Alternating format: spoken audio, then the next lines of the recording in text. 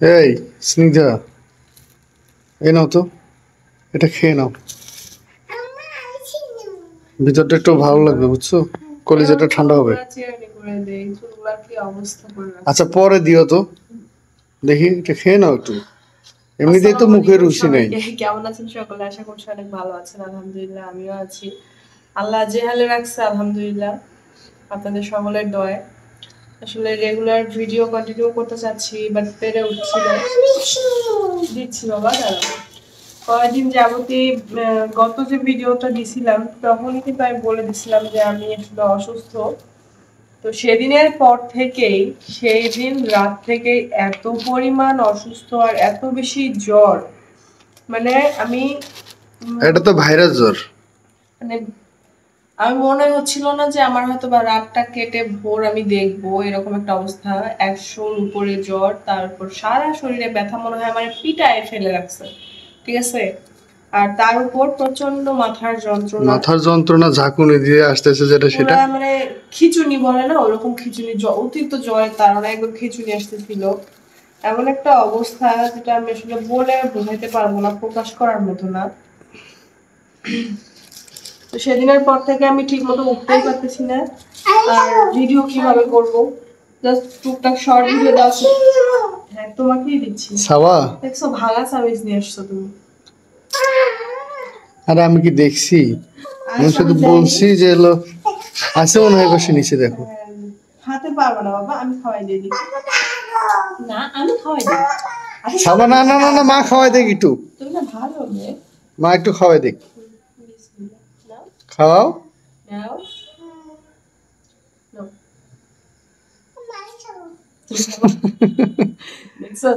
সোজা কথায় না হলে দেখছো, ওকে প্রথমে দিচ্ছ, ও একটু আমতা আমতা করতেছিল। আসলে এই ভাইরাস জ্বরটা এবার যাকেই ধরতেছে একদম, মানে ওই যে বল না গ্রাম ভাষায় একদম ন্যাস্টা বানাই দিয়ে যাচ্ছে, মানে তেনা বানাই দিয়ে যাইতেছে একদম, মানে নেওয়ার মতো অবস্থায় রাখতেছে না। আমার গলা শুনে হয়তো বোঝা যাচ্ছে। বেশি করে দিব, আসো তুমি বেশি করে আসো, আসো এদিকে আসো, আসো এদিকে আসো। তবে শেখের এই দইটা বেশ ভালো লাগে, এটা বেশ নাম করা একটা দই। এশার আজান দিচ্ছে।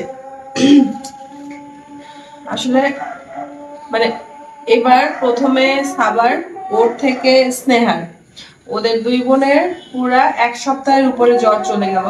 তো ওদের মানে সুস্থ হওয়ার 2-3 দিন পর আবার শুরু হয়েছে। ওরা সুস্থ হয়ে 2-3 দিন ভালোই ছিলাম, মানে 4 দিনের দিন থেকে আমার একটু একটু মানে মনে হচ্ছে শরীরের ভিতরে হয়তো বা একটু একটু জ্বর অনুভব হচ্ছে।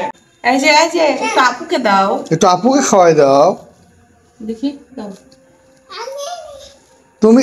ঠিক আছে, আপুকে একটু খাওয়াই দাও। আমারই তাহলে ভুল হয়ে গেছে। এখন থেকে যে বাটি বড় দইগুলো আছে না, এটা তুমি নাও, আসো ওটা নিয়ে দিই।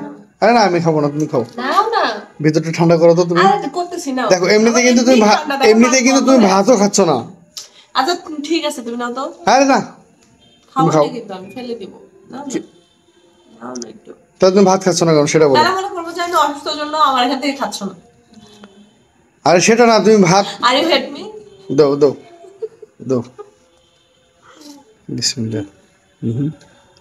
আরে অসুস্থ বলে আজকে জামাইও ঘৃণা করতেছে। হ্যাঁ পাগলি। হ্যাঁ না, তুমি খাও। আরেকবার নাও।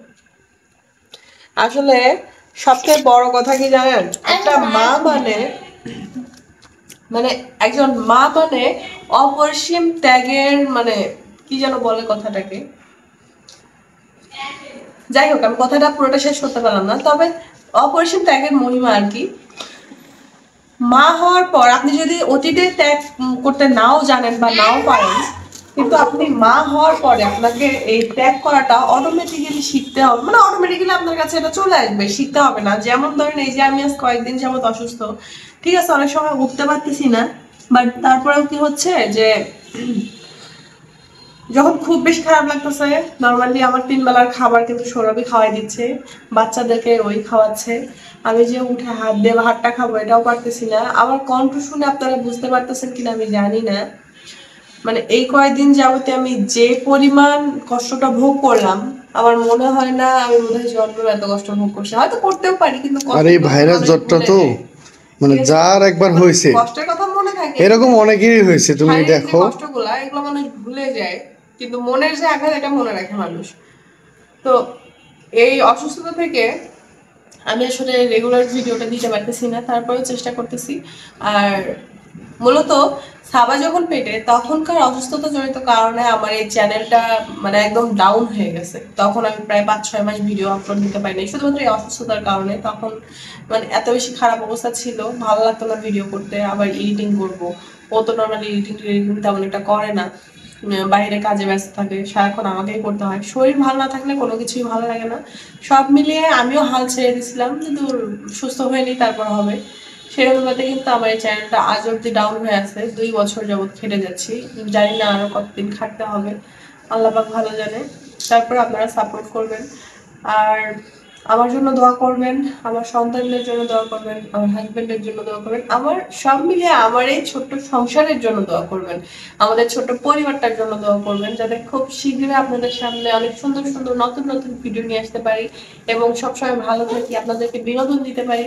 আমাদের উদ্দেশ্য হচ্ছে আপনাদেরকে বিনোদন দেওয়া, জাস্ট এছাড়া আর কিছুই না। আপনাদেরকে আঘাত করা বা কষ্ট দেওয়া কোনো ভিডিওর মাধ্যমে এগুলো আমাদের কোনো উদ্দেশ্য নয়। আমাদের উদ্দেশ্য জাস্ট আপনাদেরকে একটু বিনোদন দেওয়া, এটা চেষ্টা করি। আর আমাদের লাইফের যে লাইফস্টাইলগুলো এইগুলো নর্মালি আমরা তুলে ধরি। তো যাই হোক, যাদের আমাদের ভিডিওগুলো ভালো লাগবে লাইক করবেন, শেয়ার করবেন। আমাদের চ্যানেলটিকে যারা এখনো সাবস্ক্রাইব করেনি তারা সাবস্ক্রাইব করবেন। আর আমাদের নতুন একটা ইউটিউব চ্যানেল আছে, সেটা হচ্ছে কিউট ফ্যামিলি নামে, দয়া করে ওটাকে একটু সাবস্ক্রাইব করবেন। সুস্থ হয়ে গেলে ইনশাল্লাহ 2 চ্যানেলে রেগুলার ভিডিও আপলোড করবো।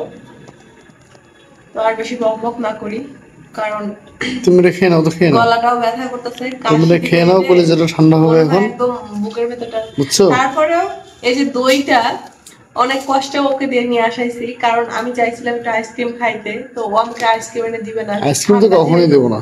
পরে বললাম দই, সে দই নিয়ে এসে নর্মালি রেখে দিছে। পরে অনেক রিকোয়েস্ট করছে যে একটু ফ্রিজে রাখো, আমি একটু ঠান্ডা খাবো। অনেক হাতে পায়ে ধরে ম্যানেজ করে এই একটু হালকা ঠান্ডা দইটা খাচ্ছি। তো যাই হোক, আজকের মতো বিদায় নিচ্ছি, দেখা হবে নেক্সট কোনো ভিডিওতে। আল্লাহ হাফেজ।